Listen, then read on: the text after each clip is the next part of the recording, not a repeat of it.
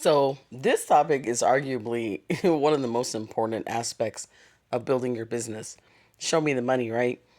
So, when you first decide to start your business or you're trying to change a hobby into a business, whatever process or whatever part of the process you're in, looking at the market, looking at what it's going to cost you to create whatever it is or accomplish whatever task, looking at when you do your SWOT analysis, looking at the strengths, weaknesses, opportunities, and threats, all these things that go together into creating kind of your overall or overarching strategic plan.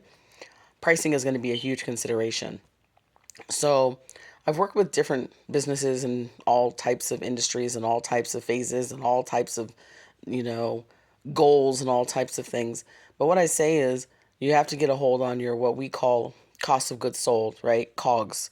So when you're an artist, for example, you have to look at if you're creating a painting, you're going to look at your materials, you're going to look at all of that. You're going to also, of course, the important component is time.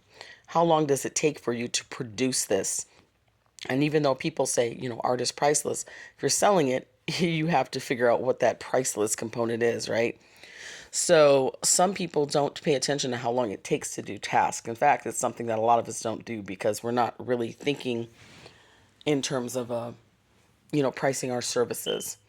And so, really, when you're first starting out, just logging that time is going to give you a really good idea. So for me, when I was starting out editing, for example, I really meticulously started understanding I had to really look at how much time I was putting into stuff. Because if you are given a quote by someone, for me, if you give me a quote on something, I need that to stay the same. I need it to be a firm quote, unless I change something, calling changing the scope. And so for me, I can look at a job now and kind of get an idea of how long it's going to take based on something like 24, 21 years of experience in doing the costing. I can tell you it takes me approximately 2,000, it takes me an hour, sorry, to edit approximately 2,000 to 2,500 words, depending on the state of the writing. All writing is not created equal, so some things are going to be harder to edit. Poetry takes a lot longer. I can't use that cut and dry method for poetry. That blows all of the estimates out of the water. Poetry to me is one of the hardest things to edit.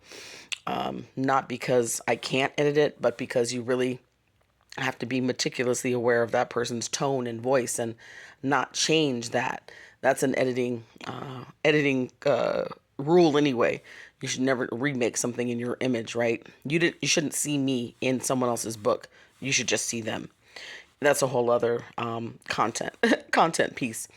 But my point is, if I know I'm going to be looking at a job, it's 40,000 words, I'm going to go, oh, okay, this is probably going to take me about 20 hours. I'm going to set aside whatever I feel like my time is worth to do that hour, and I have a specific number I use. For you, it might be different. Um, and then you just do the math. So it's really a formula. Most of the things that I do are services, so I don't have to worry about products. I don't have to worry about the physical component of it. But if you are working on something, a quilt or something like that, you have to put your materials in there. How much material did you use? You should also think about your overheads. Even if you're working from home, you have overheads that are involved in the business. And in fact, bear in mind, I am not an accountant. I have one because I am not an accountant. But in your home, if you have a dedicated office space set aside, you can put that on your taxes, whatever.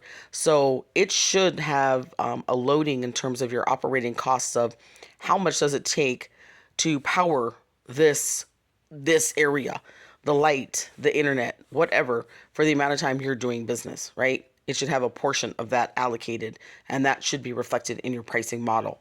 So there should be some kind of 1.x where X is the percentage you're going to apply to that as kind of a loading.